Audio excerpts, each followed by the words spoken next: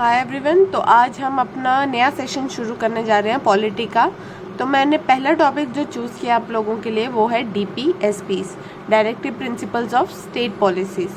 मतलब कि क्या डायरेक्टिव दिए गए हैं कि स्टेट को पॉलिसी बनाते हुए इन प्रिंसिपल्स को फॉलो करना पड़ेगा। ठीक है, अब हमने कहाँ से लिया है directive principles of state policy? हमने लिया है आयरलैंड से, और आयरलैंड ने कहाँ से लिया? स्पेन से।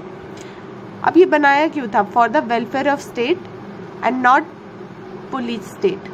ठीक है, for the welfare of state not police state. ठीक है, इट इज़ नॉन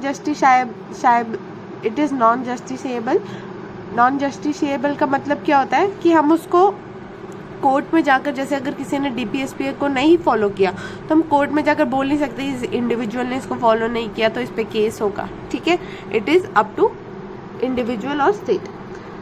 अभी कौन से पार्ट में आता है? It came under the part 4 of the Indian constitution, article 36 to article 51। They are fundamental to governance. Article 37 क्या बोलता है? That they are fundamental to governance, मतलब it shall be the duty of the state to apply these principles while making laws. By elections, opposite party can object also. अब fundamental to governance का मतलब क्या हो गया कि ये state की ड्यूटी है कि वो कोई भी प्रिंसिपल बनाते हुए इसके लॉज को, कोई भी लॉज बनाते हुए इस प्रिंसिपल्स को फॉलो करे। ठीक है, और इलेक्शंस में ऑपोजिट पार्टी ऑब्जेक्ट भी कर सकती है। इसका एक एग्जाम्पल, अब ग्रैनविल ऑस्टिन ने डिस्क्राइब किया था DPSP और फंडामेंटल राइट्स को as a conscience of constitution. तो अगर क्वेश्चन आएगा कि कॉन्साइंस ऑफ कॉन्स्टिट्यूशन किसको बोला गया, तो DPSP एंड फंडामेंटल राइट्स दोनों को। और किसने? ग्रैनविल ऑस्टिन ने। अब आर्टिकल्स अब 3 टाइप में, ऐसा लक्ष्मीकांत की बुक में दिया है, बट एक्चुअली इसको डिवाइड नहीं किया गया है। जैसे इसमें लिखा है सोशलिस्ट प्रिंसिपल अलग है, गांधीयन अलग है और लिबरल, ऐसा कहीं स्टेट पर्टिकुलर डिफाइन नहीं किया गया है, बट लक्ष्मीकांत में है। तो हम थोड़े आर्टिकल्स देख लेते हैं। सोशलिस्ट प्रिंसिपल में कौन कौन से आर्टिकल आते हैं? आर्टिकल 38, 39, 39A, 41, 42, 43, 43A और फिर 47। आप इसको याद कर लें। और गांधीयन प्रिंसिपल्स में कौन से आ गए? जैसे ऊपर देखिए आर्टिकल 40 रह गया, 43 2 बार है, 43B आ गया, 46 आ गया, 47 2 बार है और 48 आ गया। और वहीं पर लिबरल प्रिंसिपल्स में कौन से है? आर्टिकल 44, 45, 48 2 बार हो गया, 48A, 49, 50 और 51। अब कौन से ये जो A, B, C ये जो पार्ट होते हैं ये बेसिकली बाद में ऐड किए गए होते हैं, उनको बोलते हैं। अब 42nd कॉन्स्टिट्यूशनल अमेंडमेंट एक्ट 1976 से कौन से आर्टिकल ऐड किए गए थे? तो 39F, 39A, 43A और 48A। तो जितने भी A वाले हैं वो सारे 42nd कॉन्स्टिट्यूशनल अमेंडमेंट से ऐड किए हैं। 43A, 39A, 48A। ठीक है, उसके बाद 44th कॉन्स्टिट्यूशनल अमेंडमेंट हुई 1978, उसमें क्या ऐड किया? Only article 38। फिर हुई 86 कॉन्स्टिट्यूशनल अमेंडमेंट एक्ट, उसमें आर्टिकल कौन सा ऐड किया गया? आर्टिकल 45 और which is equal to article 21A। इस अमेंडमेंट में बोला गया कि directive requires the state to provide early childhood care and education for all children until they complete the age of 6 years। तो इसमें बोला गया ये स्टेट की ड्यूटी है कि वो सारे बच्चों को केयर और एजुकेशन प्रोवाइड करे जब तक कि वो 6 साल के ना हो जाए। फिर आया 97 कॉन्स्टिट्यूशनल अमेंडमेंट एक्ट 2001, उसने कौन सा आर्टिकल ऐड किया? Article 43B। अब डायरेक्टिव्स आउटसाइड पार्ट 4 बोलते हैं कि आपको ये जो डायरेक्टिव्स हैं वो सिर्फ आर्टिकल 36 टू 51 ही है और पार्ट 4 के अंदर ही आते हैं। तो नहीं, उसके अलावा भी कुछ डायरेक्टिव्स हैं जो स्टेट को फॉलो करना है, सिर्फ DPSP वाले नहीं है। जैसे कि एग्जाम्पल देखिए आर्टिकल 335। ये क्या बोलता है article 335? It claims of SC and ST with regards to reservation will be done in consideration with the efficiency of administration। ये क्या बोलता है? SC और ST के राइट हैं विद रिगार्ड्स टू रिजर्वेशन कि उनको कंसिडर करते हुए ही हम जो भी कोई भी एडमिनिस्ट्रेशन बनाएंगे तो इनको ध्यान में रखते हुए बनाएंगे। आर्टिकल 335। फिर एक है article 350A, initial primary education must be done in mother tongue. कि ये ड्यूटी है स्टेट की कि जो स्टार्टिंग की जो प्राइमरी एजुकेशन होती है ना वो मदर टंग में ही होनी चाहिए।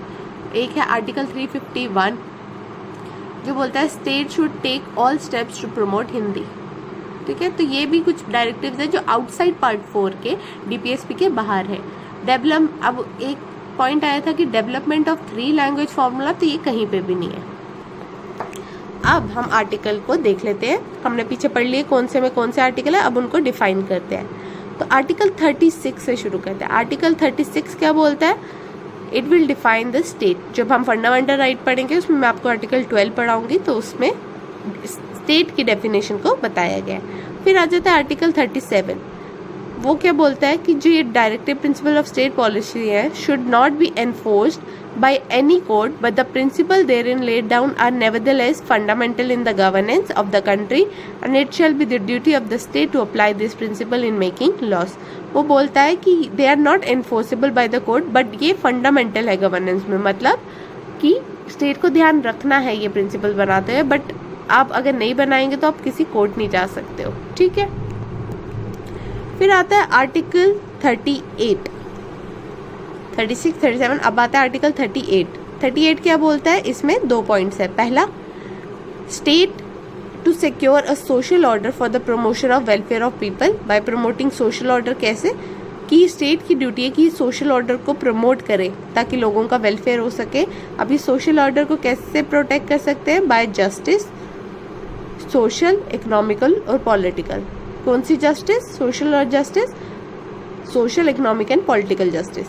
फिर इसमें क्या हुआ? 44th कॉन्स्टिट्यूशनल अमेंडमेंट एक्ट हुआ, जिसमें आर्टिकल 38 में एक और पॉइंट आ गया, to minimize the inequalities in income, status, facilities and opportunities. ठीक है, तो अब आ जाता है नेक्स्ट आर्टिकल, आर्टिकल 39। ये भी सोशलिस्ट में ही आता है।